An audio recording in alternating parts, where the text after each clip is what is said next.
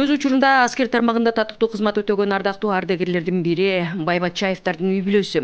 Сыйлуу ардагерлер, үлгүлүү үй бүлө ээлери азыр өздөрүнө кам көрүп, дөөлөттүү өмүр улантууда. Полковник Байбатчаев Чолпонбай Макенович 30 жылдан ашык мекендин ыйык милдетин татыктуу өтөп, бир катар сыйлыктар менен бирге эрдик медалинин ээси. Ал эми жубайы Айгүл Байбатчаева 2012 жылдан бери эс алууда.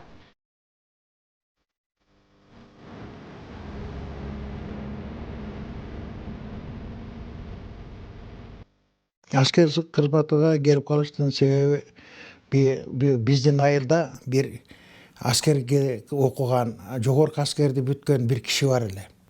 Oşonda biz mektepte okup жүрген убактан ошо кишини бир-эки жолу көрүп калып, ошо кишиге ушунчай суктандым эле мен. Армияга чакырылдым. Иракка чыгышта кызмат өтөп, солдат болуп кызмат өттүм. Ошо кызмат кылган жеримен ошо Кызыл Жылдыздуу Иракка чыгыштагы Дальневосточный военный округ дейт эле. Ошол жерден Приморский крайында кызмат өтөп жатып, Уссурийский шаарындагы Уссурийский высший военный автомобильный командный училище дейт эле.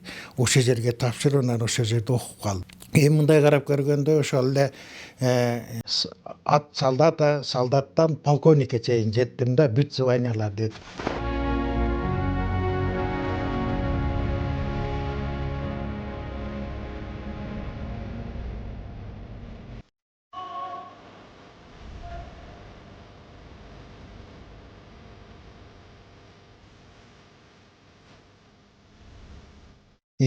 Bunu менен 9-10 класстан бери неме таанышып жүрүп, анан кийин коеюн мага турмушка чык дегенде анан экөөбүз ошол жерге барып, анан кийин мен окуп жүргөндө ошол жерде анан үйлөнүп, ошо Уссурийский шаарчасында жашап калдык. Андан кийин кызмат өтөп жүрүп, бөлүнгөндө ошол эле Ирак чыгыштагы Кызыл Жылдыздуу Дальневосточный военный округ деп коет, пограничный районунда ушундай чек ара кызматкерлеринде ошол жерде кызмат өтөп жүрүп, мына биздин эң чоң кызыбыз ошол жерде Таежный романда бир чоң бир аскер гарнизонунда төрөлгөн, Баран Оренбургский деп койчу ошол жерде. Андан кийин эле кайта дагы ошо Уссурийский шаарчасында Приморский крайда кызмат өтөп жүргөндөн азыр эки дагы кызыбыз бар, дагы өзү менде 3 кыз. Баягы кайтып калат го, 3 кыз бар адамдар, 3 кызды ушунчалык жакшы тарбиялаган адам бейиш болот дейт. Генералдын балдары окуйт эле, чоң адамдардын балдары окуйт эле ошол жерде деле окуп ошол жерде кызмат өтөйт эле. Анан кийин бул чет мамлекетке барып калыш өтө кыйыныраак болчу. Анан бир күн эле ушундай болуп туруп мени чакырып, сиз немеге западный группа войск деп коет, батыштагы неме деп, ошол жактагы армияга барып, сиз Германияга барып кызмат кыласыз деди.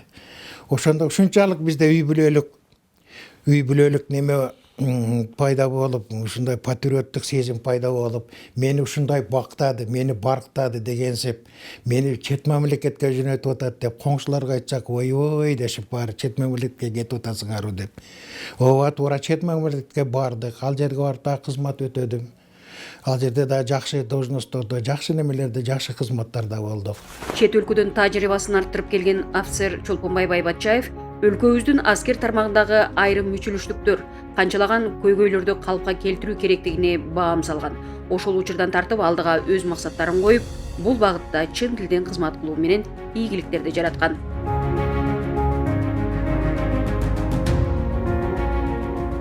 1992 жылы күздө ушул маалдарда биз Кыргызстан куралдуу күчтөрүнө үй бүлөбүз менен келип калдык. Эми мындай карап көргөндө эми туура ал убакта кээ бирки саятчылар чыга калган, бизге тегил армиянын кереги жок. Биз мындай эле жашайбыз деп. Анан кийин ушундай ой пайда болот эле да, биздин Кыргызстан мамлекет, жери, тоосу, ушундай жакшынакай кен байлыктуу, алтын чыккан мамлекет деле аз да мындай карап көргөндө. Кантип эле биздин жерге кызыкпасын деген өзүмчө ичимде суроо пайда болот да эми. Анан ошо биздин саясатчылар жок, биз ушундай эле жашайбыз деп анан кийин кичине бир чакан армияны кармап турду. Бирок ошол убакта Советтер Союзунан бүтүп келген кадр состав өтө күчтүү болчу. Себеби Советтер Союзунда ушунчалык катуу окутат эле, өтө немеде кадр маселесинен проблема жок болчу. Бир эле кадр маселесинен рот войск деп коет, армияны гана бөлгөндөрдөн, артиллериядан, автомобиль жактарынан, бронетанковый жактан, ракетчик жактардан кадрлар азыраак эле бизде. Бирок анан кийинчерээк переучивание деп коет, башка немелерге өткөрүлүп, анан ошондон кийин анан кадр маселеси деле кыйла эле жакшы чечилип калды. Жаңыдан эркиндик алган мамлекетибизде ошол учурдагы туруксуз абалдын жаралышына, окуя курчуп кетээрине алгач анчалык маани берилбегендигинен улам баскынчылардын чек араны аттап өтүүсүнө жол коюлган. Андан сырткары кыргыз армиясы жарытарлык шарт менен камсыздалбагандыгы да айтылып келет. Антсе да аскер кызматкерлеринин эр жүрөктүүлүк деми, мекенчилдик сапаты өлкөбүздө басып кирүүгө аракеттенген душмандардын мийизин кайтарган. Биздин армия андай болгонбу, мындай болгонбу деп, бизди бир критикага алып, неме кылышка эч кимдин деле бир акысы жок. Себеби бул мамлекеттүүлүктү сактап калышта. Карабайсыңарбы, алар ушунчалык даярданган экен, ушунчалык политический жактан, саясат жактан дагы даярдан экен. Ушул кичинекей мамлекеттин ушуну биздин Кыргызстандын мамлекетин ойлогон буларчы. Бул кичинекей мамлекет эч нерсеси жок болсо эмне кылышты? Бул бүткүл Орто Азияны бириктирип, экстремисттик бир мамлекет курабыз деген негизде булардыкы. Bunun ideyası ошондой болгон. Эгерде кыргыз армиясынын, кыргыз элинин күчтүүлүгү болуп, ушул жерден аларды тозуп калбаган убакта биздин эки мамлекеттин ортосунда кагылышы болмок.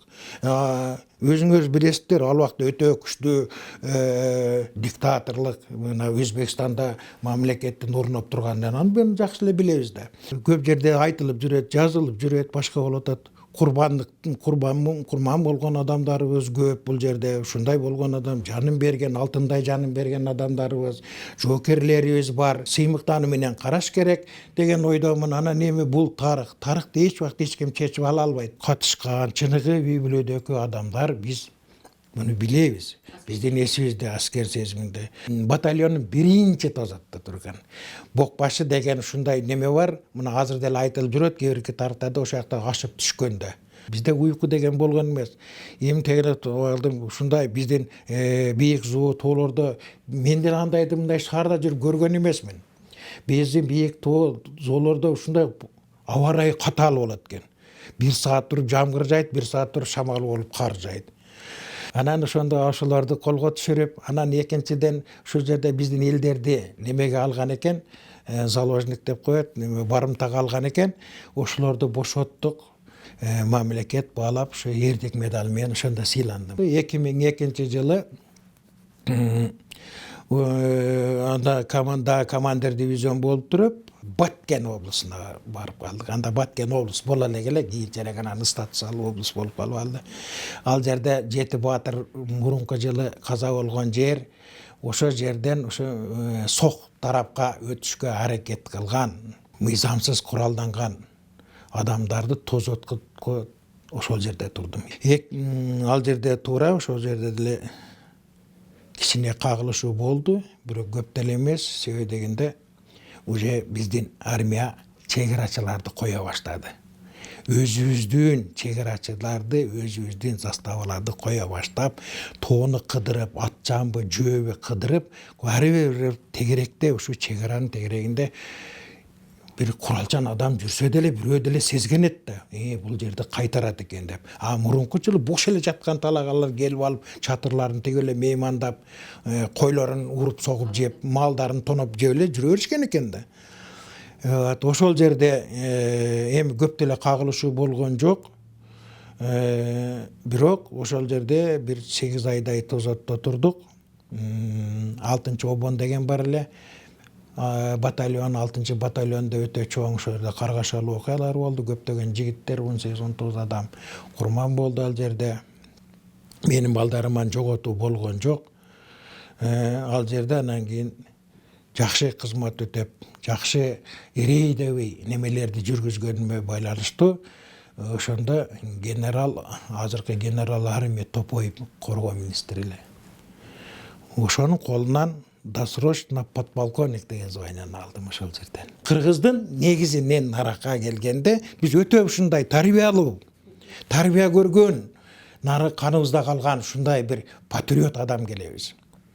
Биз карабайбыз, ач калабызбы, кеч калабызбы, мамлекет үчүн, жерим, элим үчүн дегенде, мен ошол убакта мына партизан деп коет, ошол убакта мына военкоматтардан, Ооган согушуна катышкан снайперлерди баарын бизге жөнөтпөдү биздин колубузга. Ошолор ушундай суукка деле карабастан ушу бийик тоолууда Абрамова ледник деп коет экен. Ал жерде муз жатат экен жөн эле айланайын 2 метр 3 метрлеп. Ошол жерде деле жатып мындай карап көргөндө ушундай биз нарактан Манас атабыз дегендей Манас атабыз ушундай кылып бизди тарбиялап ички дүйнөбүздө биздин элим жерим деген адам ушунчалык көп экен. Анан эми буну кээ-биркелер айтат, бул согуш болгон эмес, кандай болгон эмес. Ал жерге барып көргөн адам билет. Ушу эл телевидениесинен кайрылуу деле жасайт элем. Чың ден соолук ушу балдарга. Ушулар менен кошо жүрдүм эле мен. Кошо согуштук эле, согуш эле дейт буну. Болгондо тиги 41-жылкы, 45-жылкы согушка салыштырмалуу эмес бул. Бул партизандык согуш. Бул душманды көрбөйсүң, анда келет бай танка менен. Бунда душман каердан чыга калат, каерден келип атат деген билбейсиң. Ошондо деле мына Россияга барып окуп келген балдар айтат, "Байтай, силерде кандай согуш болгон?" Ушундай десе, "Ой," дейт, "бул опасный согуш" деп. Bunday taktikalık deyt, bunday nemelik soğuş deyt, өтө опасный soğuş деп.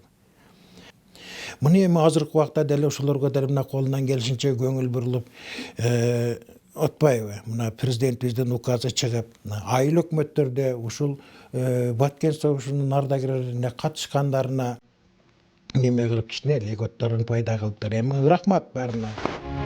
Айнагүл Жумалиевна 1989-92 жылдары жолоошунун кызматынын артынан Германияга чогуу кетүүгө туура келген. Ал эми 1996 жылдан тартып Кыргызстандын аскер тармагында кызмат өтөп, айрыкча байланыш багытында өз милдетин уланткан.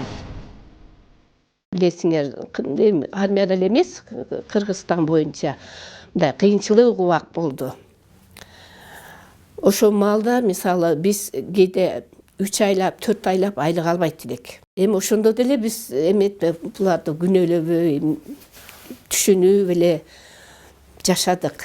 Ал маалда биздин Кыргызстанда жаңы эле бөлүнүп, мындай бутуна тура элек мамлекет эле да, армияны эле алсак, формалары кээ бирде жыртык, бутта ооба жыртык өтүк эметип, анан солдаттар келгенде эметип построенияда туруп жыгылып калышат эле, анткени эме келишет эле, арык келет эле. Ошондо деле чыдап, мына ас эле баардыгы аялдары деле чыдап, ошону тең бөлүшүп эле жашадык.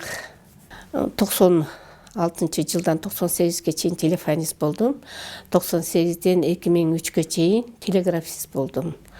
2003дөн 2012ге чейин старший телефонист болуп иштедик. Эми армия деген бул мындай убакыт бөлүнбөйт да. Ал каалаган учурда күн кеч келип калабыз. Ушундай эме болуп калат.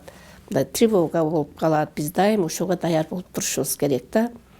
Андан кийин 2000-жылы Баткен окуясында бизди офицерлердин аялын үлгү катары Баткен эмесине жөнөттү.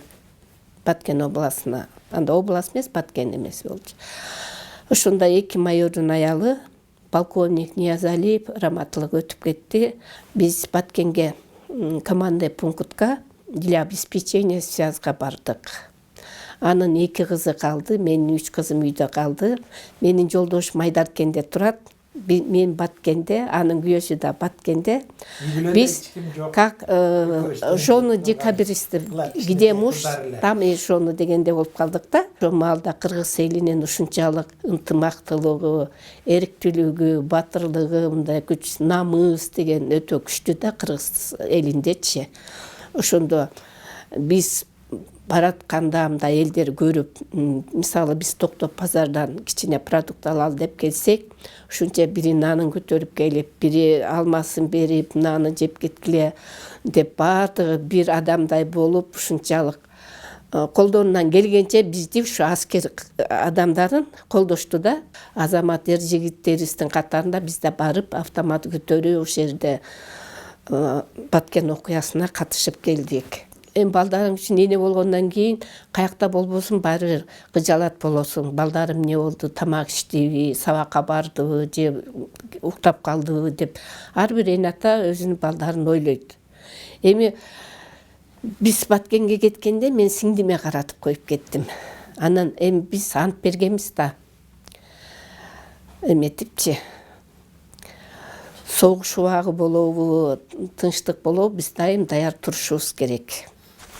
Ата-энем аркылуу мен көп нерсени үйрөндүм. Ошо сабырдуу болуш, мекенди сүйүү, мекенди биринчи орунга коюу. Мен деле ошо жолдошум бар, 2 балам бар. Ошентсе деле баары мекен биз үчүн биринчи орунда.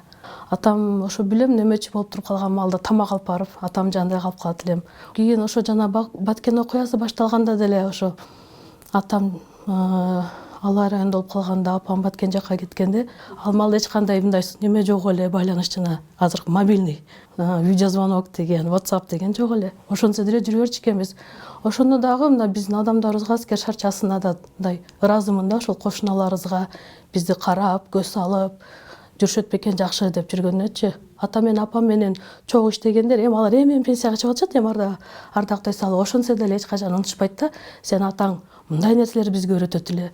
Ушундай нерселерди мындай калган менин эсимде, мен да ушул неме кесипти тандадым, мен да ушундай болгон адам болгонго аракет кылам деп апамды көрүп, азыркыга чейин эле кечээ деле ушундай бир текшерүүдө апаңды мен тааныйм, байланыш түйүндө болчу, апаңды салам айтып кой, жакшыбы деп. Эч мындай адамдар унутушпайт да. Ошондо мындай ошого да мен ыраазымын да бардык неме. Мекен коргоочунун артында бекем үй бүлө тирек болуп турганда, коомдо, өлкөдө коопсуздукта болот. Айнагүл Жумалиевна ар дайым жолдошун колдоп, оор учурларда да жөлөк дем берди. Ал тургай мекен кызматында да бирге болууга бел байлаган сабырдуулугу, акылмандыгы алардын учурдагы бактылуу, үлгүлүү үй бүлөлөрдүн катарында урматтоого арзыды.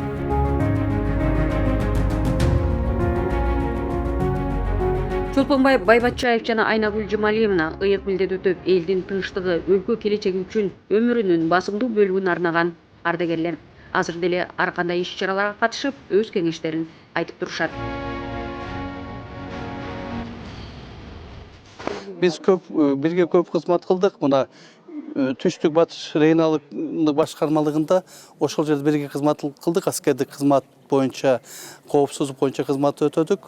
Ошол маалда бир тыгыз көп иштештик. Байбатчаев Чолпон Макеновичти үй бүлөсүн өзүнү билемин, как офицер катары имандуу сөзүндө турган бек офицер. Өзүнүн устаттык көп, муну келечек болуучу кызмат өтүп жаткан офицерлерди тарбиялаган. Үй бүлөсү боюнча айтсак, үй бүлөсү тартиптүү үй бүлө. Өтө так жакшы кызмат кылган. Баткен окуясына катышып, ошол жерде биринчи жылы, экинчи жылы катышып, сыйлыктарды алган, эрдик медалин алган, өзүнүн жакшы жагынан көрсөттү.